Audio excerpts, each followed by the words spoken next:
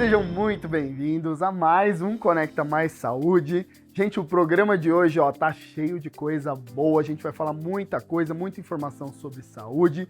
E o programa começa com o Dr. Alexandre Tadeu. Ele vai explicar pra gente que nem sempre os exames normais revelam pra gente que tá tudo normal. Olha só, gente, o nosso corpo, ele dá sinais muito antes ali de ter alguma alteração no nosso exame de sangue, né? Então o doutor vai falar muito sobre isso pra gente hoje. E na sequência, a gente vai falar sobre um tema fundamental para as mamães e para as famílias, que é a amamentação. Agora é agosto, que a gente acabou de entrar, o mês de agosto, agosto dourado, ele incentiva o aleitamento materno.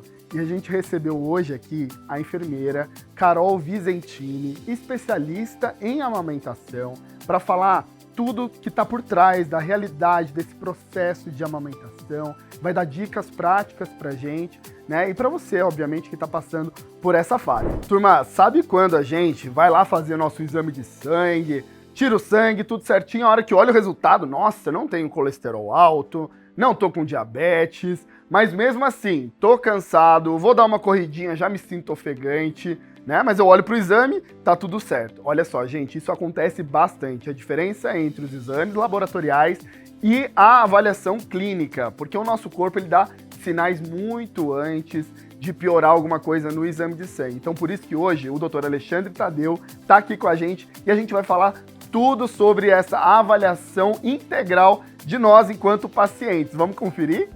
Tudo bom, doutor? Como é que tá, Rafael? Tudo jóia? Bem? Prazer mais uma vez. Meu. Doutor, e por que é tão comum as pessoas se sentirem mal, mesmo às vezes com o exame tudo certo? Então, às vezes você foi lá, fez um exame, tá tudo certo, mas mesmo assim tô me sentindo cansado, por exemplo. Olha, a gente tem que pensar que assim, os exames, eles primeiro são uma fotografia daquele momento que você mediu, tá? E essa fotografia, ela foi desenhada para diagnosticar doenças já estabelecidas. Muitas vezes a gente tem alguma coisa que está começando, né, que a gente diz que é subclínica, e isso já dá sintoma. E a pessoa faz o exame, está tudo bem, e na verdade já é o começo de alguma coisa. Por isso é muito importante, né, passar com o médico realmente, levar o exame, para fazer toda essa conexão e ver o que pode estar causando tudo isso. Olha só, então não adianta jogar lá na inteligência artificial e achar que o que saiu de resultado ali é o que está acontecendo com a sua saúde. Toma muito cuidado, precisa procurar um médico. E, doutor, assim, os exames tradicionais, eles são mais limitados, a gente sabe que tem ali as referências do laboratório e tudo mais, mas, de fato, como que a gente tem que olhar para esses exames? Olha, os exames são, sim, limitados. Tudo que a gente tem hoje de exame, ele não vê função. Ele vê alterações que, por exemplo, em casos de alterações que são flutuantes, teve uma flutuação, naquele momento talvez eu não esteja. Tá. E uma coisa que eu falo muito para os meus pacientes é que, assim, olhar a referência, isso nada mais é do que olhar o que aquela população representa. Então, às vezes, uma insulina que está dentro da referência pode não ser o suficiente para você fazer um processo de emagrecimento, se sentir melhor, ter uma boa atuação da própria insulina. Olha só, doutor, a gente tem alguns sintomas aqui que a gente foi coletando de acordo com as perguntas do pessoal e a gente vai dizer o que a gente pode considerar esse sintoma como alerta ou não, né? Mesmo às vezes você tendo exames aí tudo certinho, é bom ficar atento. Doutor, acordar cansado todos os dias é normal, mesmo com meus exames normais ali, o que é um alerta, um sinal de alerta ou não? Com certeza é um sinal de alerta. Aí entra essa questão da flutuação do exame. Tá. O cortisol, quando a gente mede ele pela manhã. Se esse cortisol ele se mantém, porque de manhã a gente está no alto do cortisol. Se ele se mantém elevado durante todo o dia ou tem alguma mudança na curva dele, isso atrapalha completamente, desregula a arquitetura do sono. Isso faz com que a pessoa não descanse, ela realmente acorda já, parece que passou um caminhão em cima dela. E o exame você vai lá, faz, está normal. Existem inúmeros exemplos nesse aspecto, então é importante sempre olhar com muita parcimônia, fazer associação com outros exames e sempre olhar certinho o caso. Doutor, falta de foco e memória fraca. Sabe quando você está conversando e de repente você perde o fio da meada ali do assunto, ou às vezes o assunto some no meio da conversa. É normal, doutor? Não é normal também não. E isso pode estar associado a inúmeras causas. desde um sono não reparador, isso pode acontecer, alterações hormonais, uma alimentação deficiente, onde a gente acaba fazendo déficits calóricos muito grande. A gente tem que lembrar, por exemplo, que o nosso cérebro ele é o principal consumidor do nosso glicogênio, que é o açúcar do nosso sangue. Certo. E dependendo da restrição da dieta que a pessoa faz, ela começa mesmo parada, outros órgãos, ou o próprio músculo, disputar esse carboidrato com o cérebro. Então falta energia para o cérebro para processar, para fazer pensamentos, para poder ter o funcionamento adequado dele. Olha só, o nosso corpo é um mecanismo, né, gente, tão assim complexo, e por isso que a gente tem que se informar cada vez mais. O doutor faz um trabalho muito legal no Instagram, vocês têm que seguir, @nutrologia Dr. Alexandre, tem um QR Code aqui, você já escaneia, já segue o doutor nas redes sociais, porque além desse assunto tem mais diversos outros lá, muito bacana. Doutor, queda de cabelo, tem ação aí também? É um fator que às vezes o exame tá certo, mas meu cabelo continua caindo. Não, a queda de cabelo é outro exemplo clássico que pode estar relacionado a algum exame alterado, mas se não tiver alterado, isso não significa que é uma queda normal. Tá. A gente tem que ver inúmeros fatores. De novo, alimentação, sono, estresse crônico, tudo isso pode fazer com que a pessoa tenha esse sintoma com exames completamente normais. Doutor, alterações intestinais, isso eu sei que também acontece assim frequentemente, né? Hoje em dia a gente está vivendo aí uma epidemia de sobrepeso, obesidade. Hoje a gente tem mais conhecimento sobre o funcionamento das células ali no ambiente mais microscópico da coisa, né? Perfeito. E esse ambiente, as funções desse ambiente, elas não são mensuráveis com exames. Então, às vezes, a pessoa tem sintomas com exames completamente normais, mas às vezes tem uma disbiose, nós estamos falando aí de alteração de flora intestinal, que às vezes nem sempre é mensurável. A gente está falando de inflamações que podem ser num nível tão baixo, mas persistentes. Isso muitas vezes também não sai no exame. Muito bom. E outra coisa que vocês sempre mandam aqui também, inchaço constante. Doutor, mesmo meus exames normais, mas estou inchado. Isso também não é normal. Os exames, eles não vão mostrar função, né? A gente tem que pensar o que pode estar fazendo a gente estar com essa retenção de água no corpo. E não necessariamente, né, o que a gente pensa de imediato é sempre o rim. Ah, será que meu rim está funcionando? Uhum. Eu recebo bastante essa pergunta no consultório. Mas não necessariamente é isso. O próprio processo inflamatório crônico, ele acaba retendo mais água no nosso organismo. Então, é muito importante essa avaliação completa, né, de sintomas, a gente juntar, né, geralmente no consultório a gente junta a queixa do paciente, o exame físico, colocar a mão mesmo no paciente, que hoje em dia isso saiu um pouco de moda, mas é importantíssimo. E olhar como é que está o sono, olhar realmente os exames laboratoriais que podem dar algum indício, mas é uma avaliação global.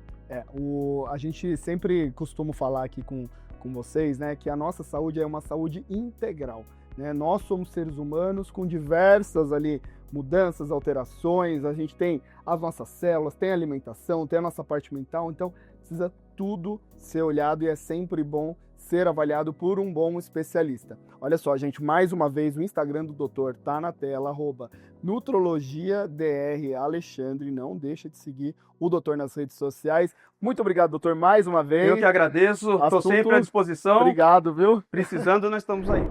Amamentar é um ato de amor, mas também pode ser cansativo, pode ser dolorido e cheio de dúvidas. Muitas mulheres, pessoal, ainda desistem nos primeiros dias achando que estão fazendo algo de errado ou que não tem leite suficiente. Nesse mês, no Agosto Dourado, campanha nacional do incentivo ao aleitamento materno, o Conecta Mais Saúde abre espaço para falar sobre amamentação de uma forma real, sem romantização, mas com acolhimento, empatia. A nossa convidada de hoje é a enfermeira Carol Visentini. Ela é especialista e consultora internacional em amamentação, que atua diretamente com as mamães no pós-parto, ajudando a superar os desafios, que são muitos, fortalecendo o vínculo entre a mamãe e o bebê. Vamos conferir a matéria? Tudo bem, Carol? Tudo bem, Rafa? Tudo Obrigada. jóia. Imagina que prazer ter você aqui, a gente falar de um tema que eu acho que assim é super importante para você que está em casa, tanto a mamãe quanto o papai também, a gente falar da importância da amamentação. E, Carol, assim, muita gente fala, né, que a amamentação é uma coisa natural do ser humano, a pessoa já nasceu sabendo, mas não é bem assim, né? Não, não é bem assim, Rafa. A gente sabe que a maioria dos bebês vai nascer sabendo sugar. Mas isso não significa que vão nascer sabendo mamar, que é de fato sugar e extrair o leite do peito da mãe. É verdade. Eu me lembro até quando foi o meu primeiro filho, sabe, Carol? A gente não sabia muito o que esperar e eu tenho certeza que muitos de vocês aí em casa, nessa experiência de primeiro filho e tal, a gente quer muito, mas a gente não sabe o que está por vir. E eu acho que um dos primeiros contatos, eu acho que é tudo diferente, é a própria amamentação, e eu acho que esse momento, né, Carol, apesar de ser um momento muito especial, principalmente ali no contato da mãe com a criança, ele requer muito cuidado e de apoio profissional também, não é verdade? Com certeza, essa família precisa, né, de um amparo, de uma orientação, até porque a amamentação ela não é só para a nutrição daquele bebê. Então é um bebê que acabou de chegar, que não tem repertório para falar o que ele precisa e uma família que também não tem recursos muitos ali para oferecer para aquele bebê, além do peito. Muitas mães, quando encontram a dificuldade na amamentação, às vezes param, né, Carol? E quais são os principais motivos, assim? Hoje, os dados que a gente tem oficiais mostram que as duas principais causas de desmame precoce são a dor para amamentar e a sensação de baixa produção de leite. E veja, Rafa, que eu disse sensação, eu não disse real baixa produção de leite. Porque muito da sensação de baixa produção tem a ver com isso que você estava dizendo, de não saber o que esperar de um bebezinho recém-nascido. Muito bacana. Gente, ó, a Carol faz também um trabalho no Instagram que é muito bacana e vale a pena você acessar lá. A gente vai deixar aqui o QR Code na tela. O arroba da Carol é @consultoria nananeném. É isso mesmo, né, Carol? Uhum. Então, ó, já entra lá no Instagram agora, já escaneia esse QR Code e já vai seguir a Carol se você precisa de dicas de amamentação. E a gente estava falando aqui nos bastidores também, né, que são muitas camadas, né, Carol? A amamentação, apesar daquele momento, tem toda uma questão da fragilidade da mulher naquele momento, né? Eu acho que, assim, são muitas coisas e por isso eu vou chamar a atenção aqui de toda a família, porque a família também precisa ajudar e reconhecer esse momento novo, principalmente para a mamãe, né? Eu digo que a família pode fazer tudo por aquele bebê, menos amamentar. Então, a única pessoa que só pode amamentar é a mãe, a pessoa que amamenta. Então, a família, essa rede de apoio tem que estar dedicada a cuidar dessa mulher para que ela possa estar disponível para amamentar aquele bebê, porque exige muito. E, Carol, assim, os benefícios da amamentação a gente já sabe, né, que são inúmeros, né? Mas por que é importante, assim, insistir? Porque a gente sabe que muitas vezes, né, o que falta é insistir para de fato conseguir amamentar o bebê. Eu sinto, Rafa, que às vezes o que falta é que culturalmente, a gente fica esperando melhorar, a gente acha que vai calejar ou que vai melhorar sozinho e a gente vai postergando buscar uma assistência que poderia ter entrado lá atrás. Sim. Nós temos o hábito ruim de só procurar assistência quando temos algum problema. Por exemplo, dentista, só vou se eu tiver uma dor de dente, consultora de amamentação, eu vou ver se eu vou precisar. Então, eu acho que hoje a gente está num momento, Rafa, de mudança de paradigma e colocar a preparação para amamentação no enxoval, no pré-natal, para identificação precoce de fatores de risco para amamentação, para trazer a informação para essa família de como funciona um recém-nascido, para a gente prevenir essas questões, né? Nossa, será que eu tenho pouco leite, né? Porque do leite da vaca ninguém desconfia. Verdade. Né? Agora, um leite que é feito espécie específico, né? Daquela lactante para aquele bebezinho, existem muitas dúvidas e a gente combate essas dúvidas com informação. Sem dúvida. E por isso, inclusive, que o Agosto Dourado está aqui para entrar com mais informação. A gente está aqui na primeira semana de agosto, né, iniciando toda essa campanha do Agosto Dourado. Então, assim, muito bacana a gente participar e se informar. Queria te agradecer, Carol. Obrigado, viu? Foi muito bom o bate-papo. Tenho certeza que pode ter te ajudado aí em casa. Mais uma vez, vou falar do Instagram da Carol aqui, @consultoria nananeném. Não deixe de seguir a Carol. A gente fica por aqui e até o próximo Conecta Mais Saúde.